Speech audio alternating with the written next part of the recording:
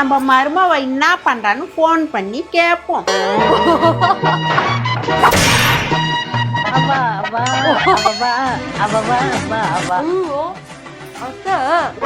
சொல்லுங்க அத்தை.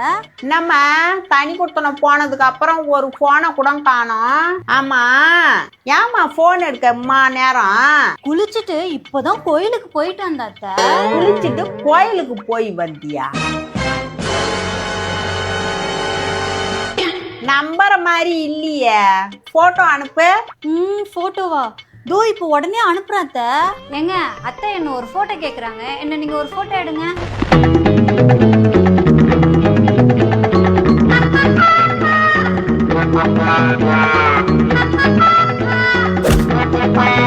அனுப்பிட்டான் அத்தை.